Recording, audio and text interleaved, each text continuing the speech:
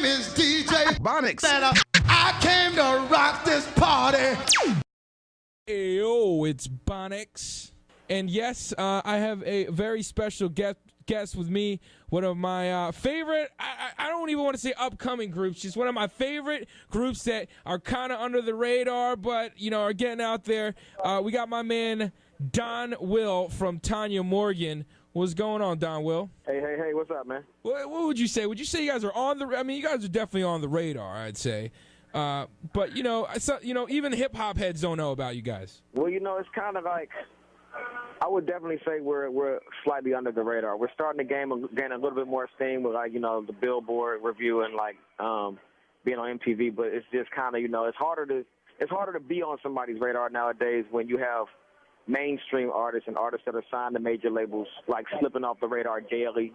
Yeah. You know what I'm saying? It's like being that a lot of the record companies move their promotions and their marketing to online, we're fighting for the same space as them, and they still have the same. They still have like radio, and they still have TV. It's just now they're on our, like, the playing field's been leveled so much that at this point, I would say we're under the radar, but we're definitely on the come up, and a lot of the artists that are on the radar are fans of us and know about us, so it's coming. But the way that you guys set up, you know, you guys are built for longevity rather than, you know, the next big thing, which is definitely cool. Now, the question that you've probably been asked 100 million times, and I'm sorry I got to ask you this again, but hey, what's up with the name, right? Tanya Morgan. You know, anytime I'm like, yo, I'm interviewing Tanya Morgan today. Who's she? I'm like, are you cheating on me? I'm like, oh no, I'm hanging out.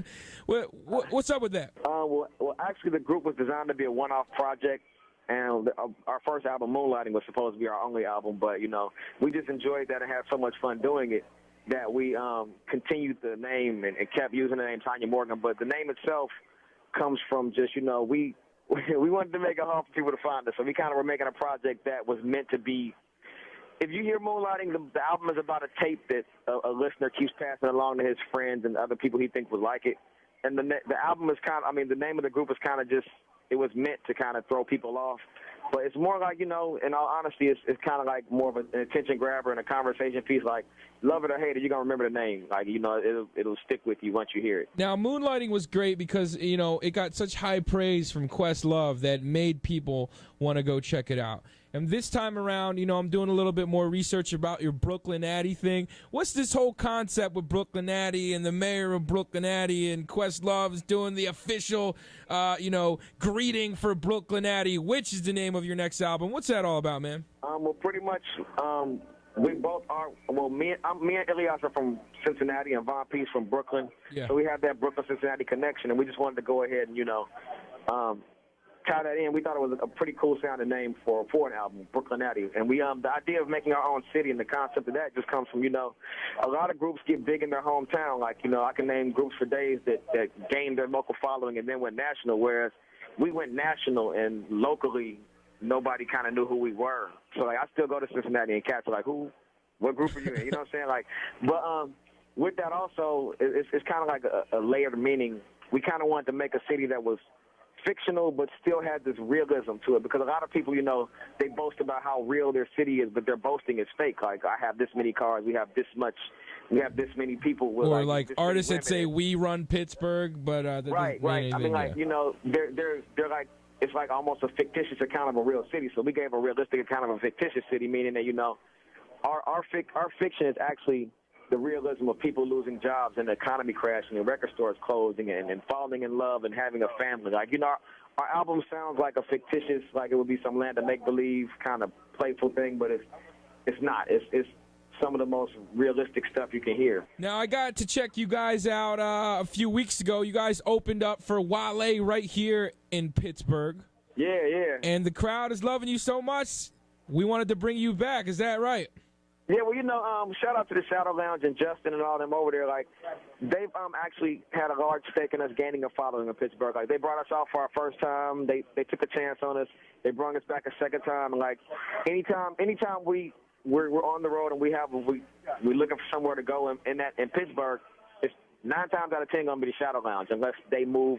We just show a lot of love and respect to them, and it's mutual, you know. Like, the guys over there are great. Big up to Justin in the Shadow Lounge. Now, let me ask you this real quick. You know, I would say that Cincinnati and Pittsburgh are kind of similar, not an overwhelming huge city, kind of, definitely on the radar, but you may not want a vacation there. How do you feel about Pittsburgh, man? I mean, personally, has it done anything for you? Do you hate Pittsburgh? Do you hate the Steelers? I mean, as far as Pittsburgh, what's Pittsburgh mean to you, man? Well, I know that there's that Bengals-Steelers rivalry, but unfortunately, I don't get into sports like that. So I guess anybody in Pittsburgh, they can't hate me for liking the Bengals because I don't like or dislike the Bengals. I'm just stuck with them because I'm from Cincinnati. But I would say Pittsburgh actually reminds me a lot of Cincinnati because it's kind of like in a weird way a sister city in a sense. Yeah. And that's where the rivalry stems from. But I will say this about Pittsburgh. I've yet to have a fantastic time because I don't really know too many people there. So we come out there and it's kind of like, we're in a hotel.